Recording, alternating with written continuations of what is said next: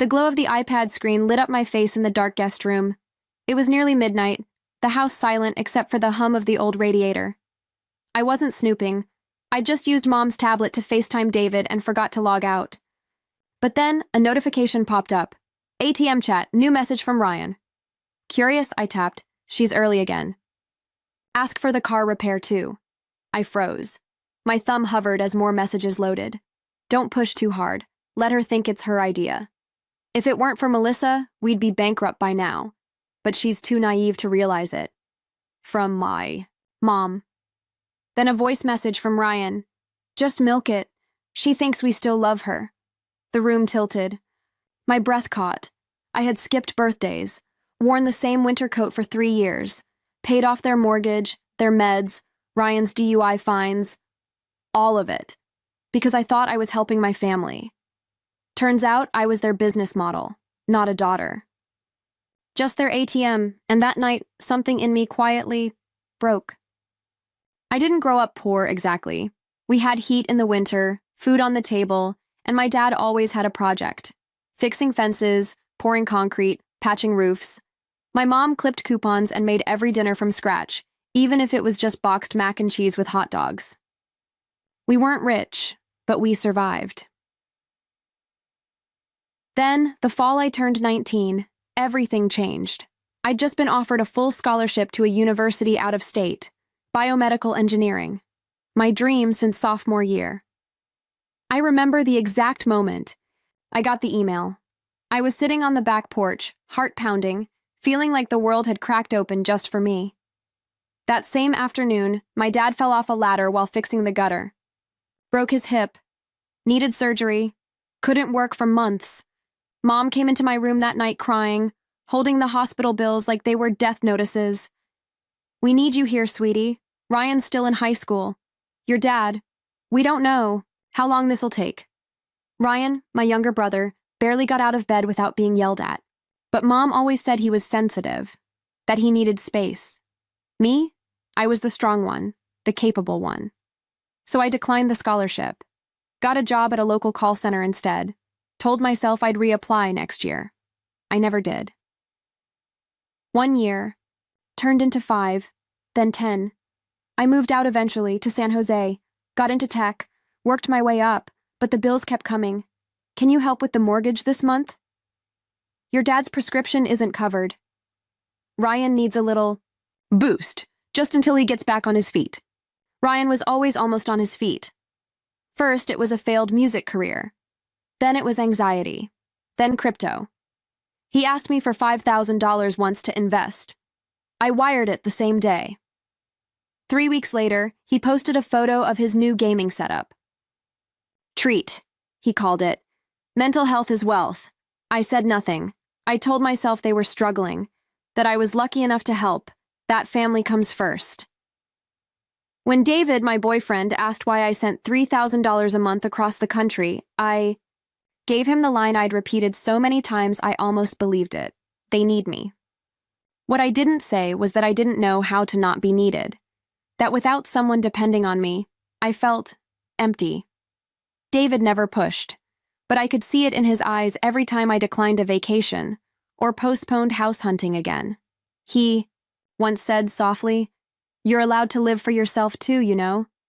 But I didn't know that, not really, because somewhere along the way, I stopped being their daughter and became their provider, their fixer, their fallback plan, and the worst part, I thought that made me a good person. I lived small. That's how I'd explain it if anyone asked. 1-bedroom apartment, no vacations, no new shoes unless the soles gave out. I meal prepped every Sunday, bought store-brand everything, and still checked my account before every gas. Fill up, just in case. But every first of the month, $3,000 disappeared from my account. Like clockwork, straight into theirs. I told myself it was love. I told myself it was loyalty. But the truth? It was obligation. It was guilt dressed up as goodness. I missed my own birthday once. Worked a double shift so I wouldn't fall behind on rent and send extra for Ryan's therapy dog, which I later found out he gave away because it barked too much. When? David's company planned a trip to Paris for top performers. He asked me to come with him. We hadn't traveled together, ever. He looked so hopeful. I told him I had a project deadline. I didn't. The real reason? Mom had hinted that their car was acting up, and Dad needed just a little extra help to get through the month. So instead of croissants in Montmartre, I was eating reheated pasta alone in a dark apartment, tracking my parents' expenses like a nervous accountant, and the worst part? No one ever said thank you, not once. Ryan sent me TikToks about burnout culture and memes about being broke. Mom's messages were all business: rent, meds, taxes, electric. Dad sent emoji thumbs ups. That was it. Sometimes I wondered what would happen if I just stopped. Would they call? Visit? Would they even notice me beyond the missing payment? I didn't know how to answer that, because in every interaction, I wasn't Melissa. I was a paycheck with a pulse. David tried to talk to me about it once. He said, "You're not selfish for wanting to keep something for yourself." I wanted to believe him. But the truth was, I didn't know who I was without their needs filling up all the space in my life. I didn't go out. I didn't see friends. I RSVP'd maybe to everything and never showed. I couldn't remember the last time I'd laughed. Really, laughed. Without checking my bank balance afterward. That's the thing about being the responsible one. No one asks if you're okay. They just keep handing you weight until you break. And for a long time, I didn't even realize I was breaking. Because when your entire worth is built around being useful, you don't notice how invisible you've become. It was the night after Christmas when everything snapped. We'd finished dinner, dry ham, undercooked potatoes, the usual, and Mom had gone to bed early with a headache. Dad was half watching a rerun of NCIS. Ryan was holed up in his old bedroom, playing something loud and violent. I was in the guest room, trying to keep the Wi-Fi from cutting out on a FaceTime call with David. Mom had let me borrow her iPad since mine was dead. I meant to log out right after. I did. But then, a message popped up. ATM chat. New message from Ryan. My finger hovered. I didn't recognize the group. Just 3 names: Mom, Dad, and Ryan. I opened it. The first thing I saw was Ryan's message. "Can we ask for more next month? I want to redo my setup. She'll cave." Then Mom, "Don't be greedy. Wait until she's back in San Jose. Guilt works better at a distance." My chest tightened. I scrolled up. "She's early again this month. We should just tell her. We're behind on property taxes. That gets her every time. If it weren't for Melissa, we'd be bankrupt by now, but she's too naive to realize it." That last one was from Mom. Then came the voice note. Ryan's voice laughing. "Just milk it. She thinks we still love her." I couldn't breathe. I actually couldn't breathe. I'd brought them gifts. Handmade cookies from a bakery I couldn't afford. Scarves for Mom. A new watch for Dad. I even gave Ryan a damn Amazon gift card because he said he was trying to read more. And behind my back, they were talking about me like I was an app. A walking, talking transaction. No thank yous. No pride, no affection, just manipulation. Strategy. I stared at the screen, heart racing, ears ringing. The walls felt like they were closing in.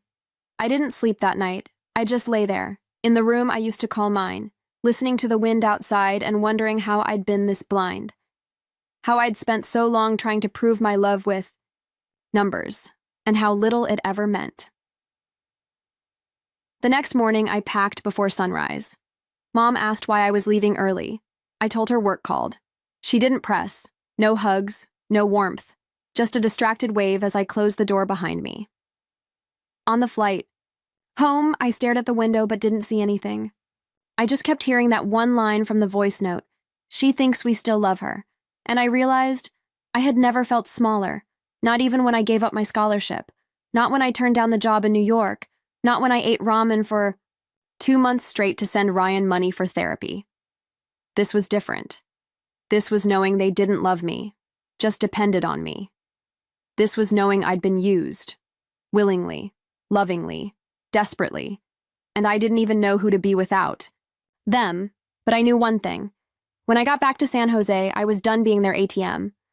When I got back to San Jose, I didn't cry. Not right away. I unpacked my suitcase, did the laundry, ate leftovers, Sat in silence, the kind of silence that feels like a scream held just beneath your skin.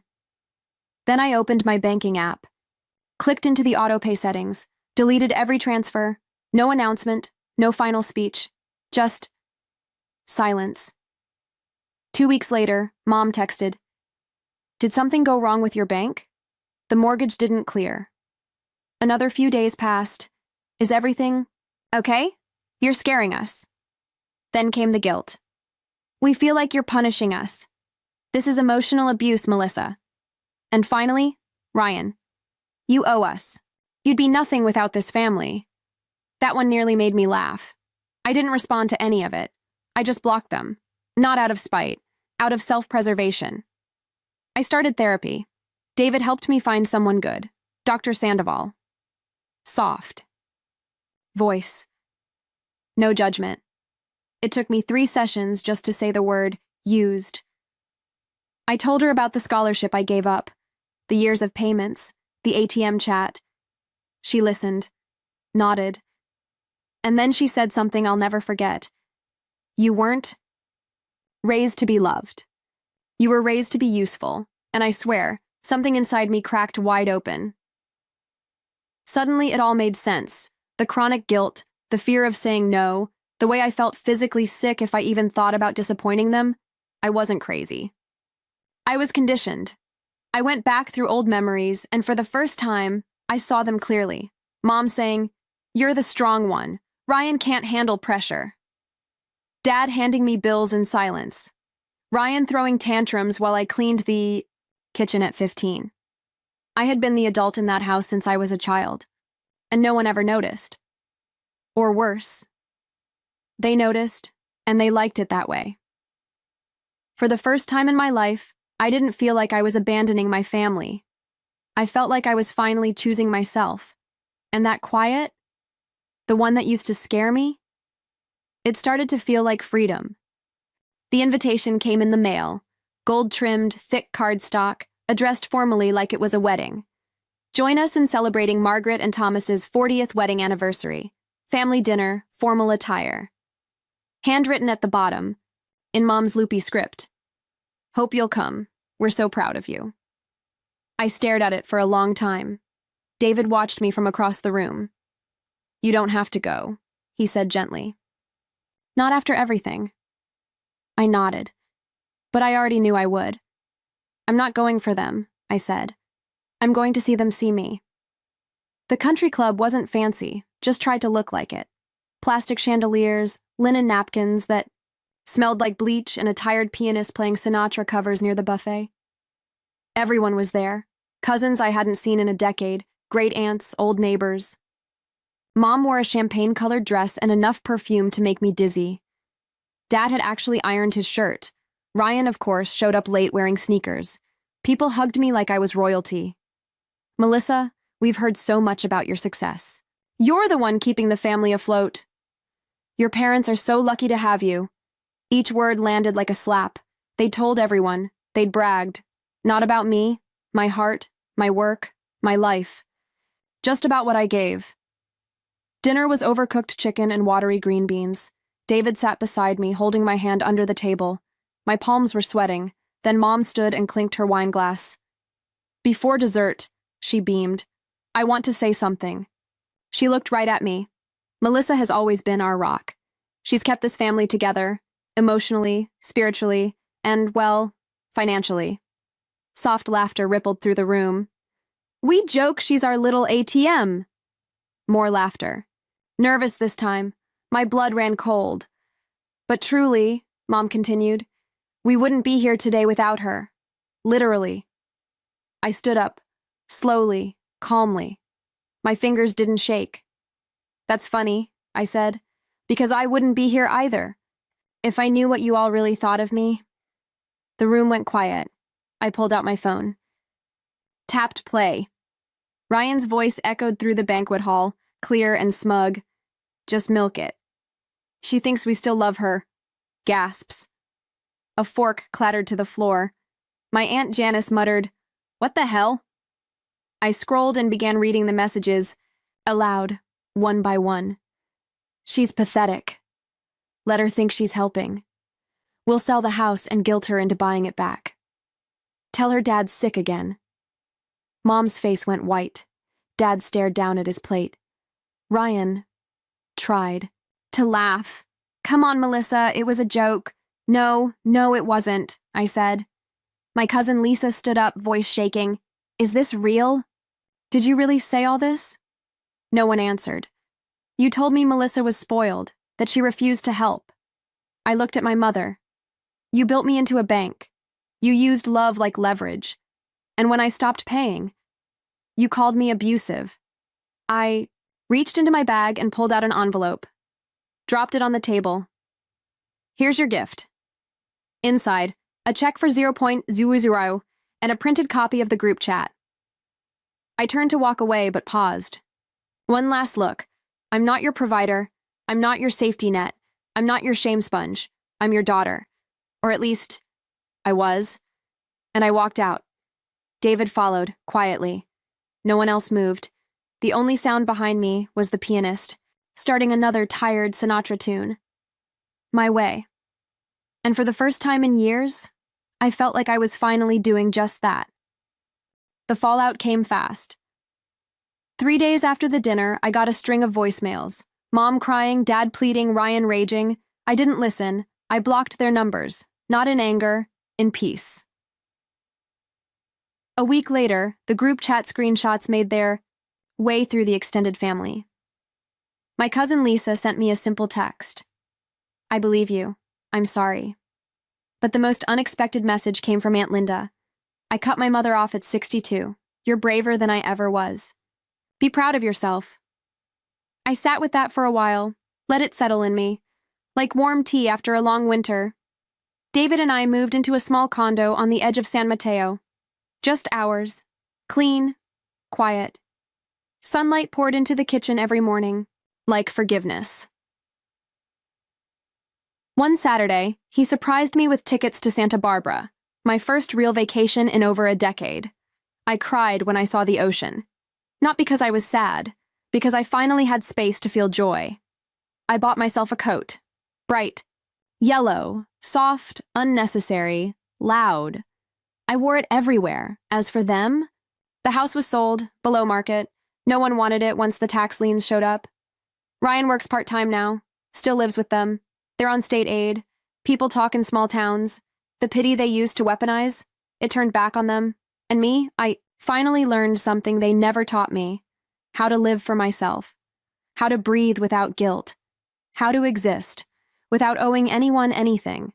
And it feels better than love. Because this is mine. Sometimes I still get the urge to check my phone, to see if Mom's called. If Ryan sent another half-hearted meme. If Dad's finally said something, anything, that sounds like remorse. But the silence is louder than any apology they could have faked. Last week, David and I went hiking. Nothing fancy, just trees, sky, and the kind of quiet that doesn't hurt. I stopped halfway up the trail and looked around. No deadlines, no invoices, no one needing me to save them, just me. I thought about everything I'd given them, and everything they took. Then I thought about what I'd finally given myself: freedom, peace, and the right to exist without being useful. I'm not bitter, I'm not angry, I'm done. They weren't grieving a daughter. They were missing their favorite employee. But I'm not their ATM anymore. I'm me.